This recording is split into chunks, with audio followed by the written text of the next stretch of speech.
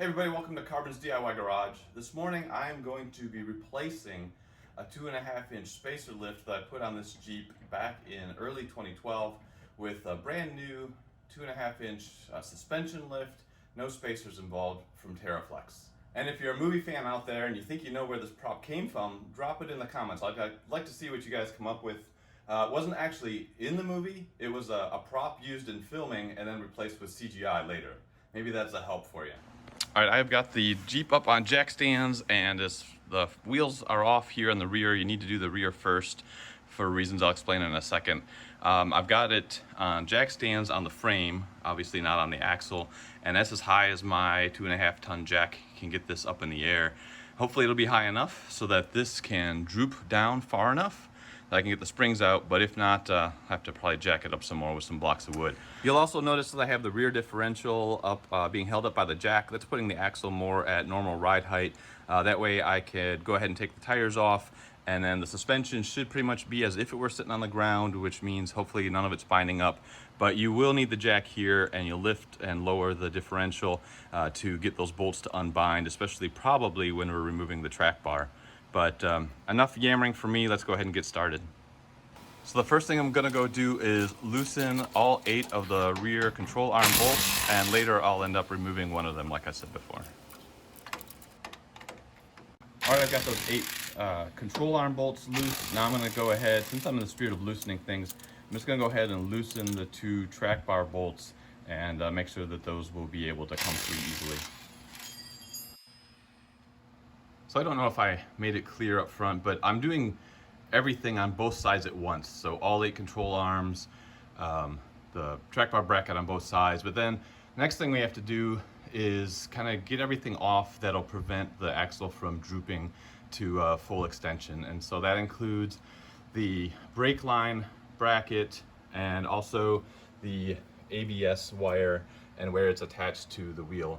And that way you don't interfere with the drooping. You also need to remove the rear sway bar links, and you're going to keep those and move them up to the front. And of course you need to take the shocks off. So I'm going to start with taking the shocks off. All right, so looking up at the top of the shock, your look might be a little bit different because you can see that I've got extensions on the shock mount that if you're stock, you don't have those. That also means that those bolts are longer for me, so I had to go out and buy some new shorter factory length bolts because I'm using longer shocks. So I'll put information about that in the video description. You can also tell these red shocks, these are Rubicon shocks, and they're actually maybe the 3rd set of shocks I've put on this.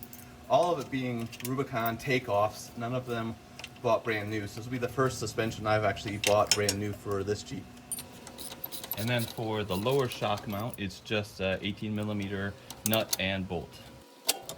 Probably goes without saying, but you want to save all your hardware because you're going to use it to put the lift back on with. Next, we'll go ahead and take the rear sway bar links off. 1 bolt up here and 1 bolt down here, and they should come right off. Make sure you take a look at the direction these are installed so you can remember how to do it later. Basically, the threads are sticking towards the drum, and the bolt heads are inside towards the differential.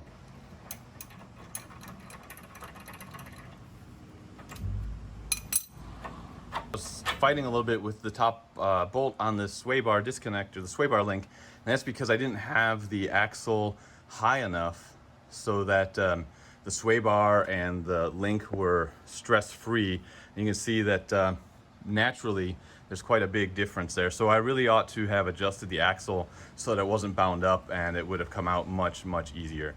Lesson on me, even though I knew this, I guess I didn't know what to be looking for. So heads up on that. Anytime you experience that with any of these connections, think about how you can change the geometry so you don't get stuck like I was, and you don't break anything.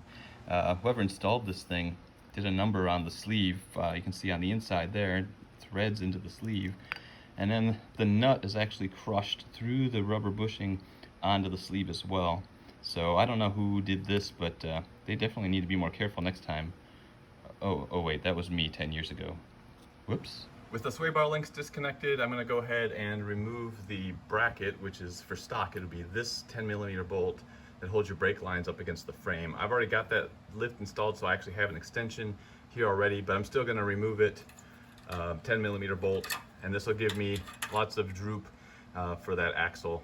And I'm actually going to go ahead and replace this bracket with what comes with the Teraflex kit. And then if you follow your ABS line, which is right here by the muffler, follow that down to the back of the brakes. Now we're upside down. You can see that the wheel speed sensor line is what that is. It's held in place with 2 clips, and so you just need to remove those like that, get both of them, and then you've got lots of droop for that sensor as well. Over here on the passenger side is the vent tube for the axle, and it's just held on by a barb fitting, so it's just a twist, wiggle, and pull, and that is loose. And all that's left for me now is to pull off the rear track bar. Like I said, because I already have that extension bracket on the other side, I've got to pull both sides off, but if you're just installing this on your factory no-lift Jeep, then you really only need to take off the driver's side, because that's where the bracket is going to go from the Teraflex lift kit.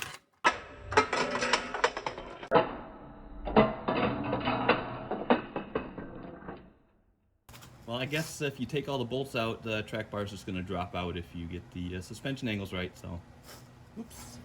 Next, you can remove the bracket here that holds up the emergency brake or parking brake lines, and it's just 2 10mm nuts. So it's a little zoomed out view, so it's just to the left of the gas tank, just these 2 nuts, and now it's dangling free, and you've got lots of room for drooping the axle. Now that all of the stuff is out of the way, we should be able to just lower the axle, and the springs probably will just fall out. But we're gonna go real slow here and make sure that nothing binds up or gets pulled tight or breaks anything. So like brake lines, emergency brake lines, all that good stuff.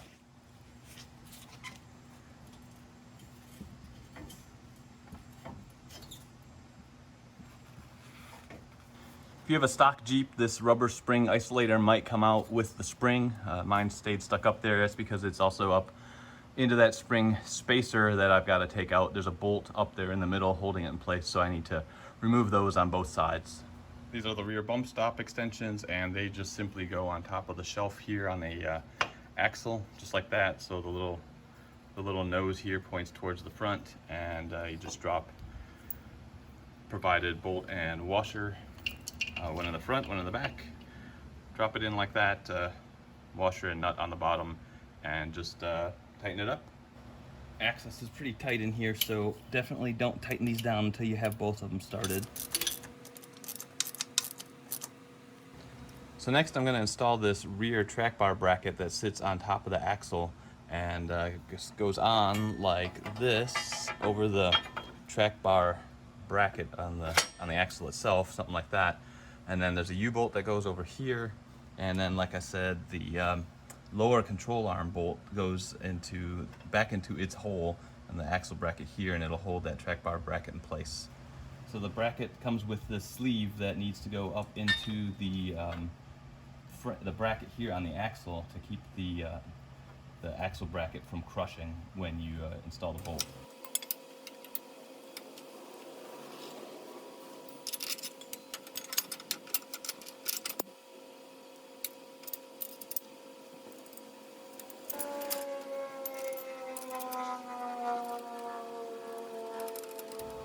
All right, for those other YouTube videos out there that show you how to install this track bar bracket and it just all goes together, I don't know what magic fairy dust they're using, but getting this lower control arm back to line up with everything was not an easy chore. What I ended up doing is I took the bolt here out of the bracket to give more flexibility to orient the bracket around this bolt. And then I also jacked this up. You can see there's not much room left between the upper and lower bump stops. It's up pretty high, but that finally got the control arm where it could actually line up with the holes. And then I got the bolt started, and I could just tap on it with a hammer to get it all the way through.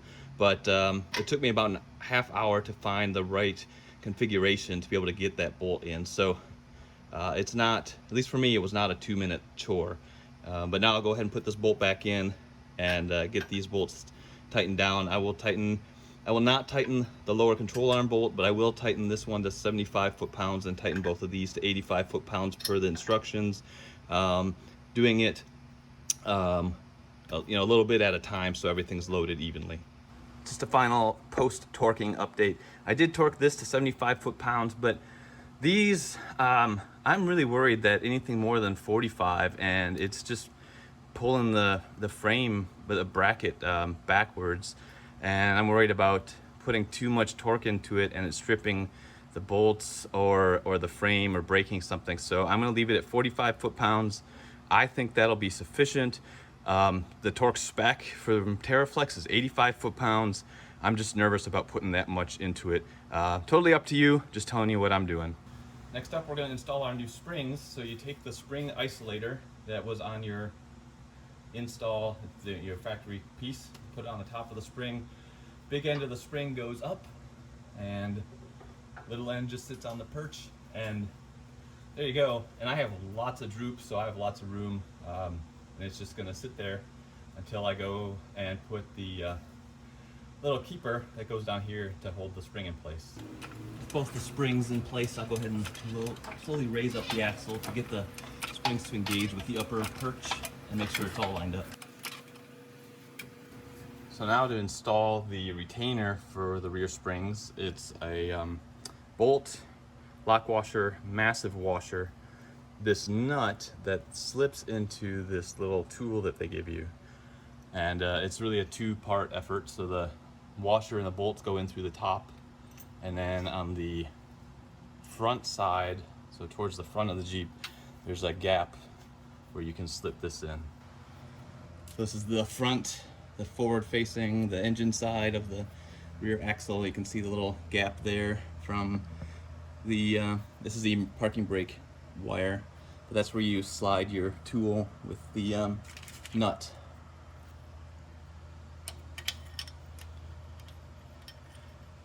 Right up in there like that. And then from the top side, you put the bolt with the washer through and thread it in, get it started, and then tighten it up.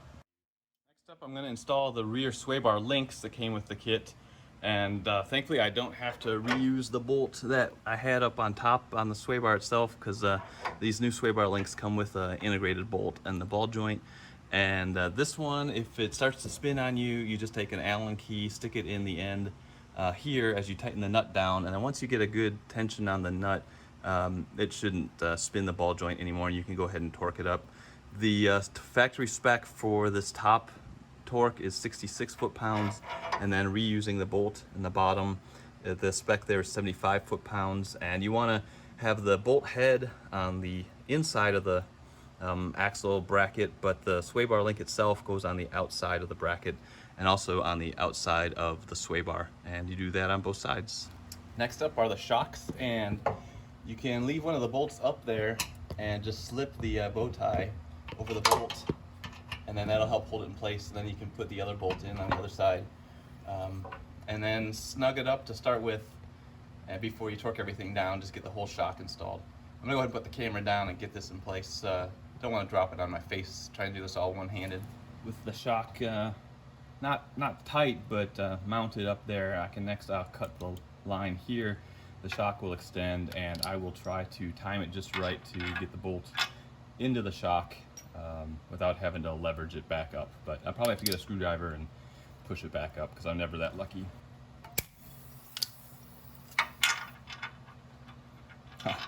Well, or you have the axle extended already beyond full travel of the shock, and so you just scoot the axle up and get it connected.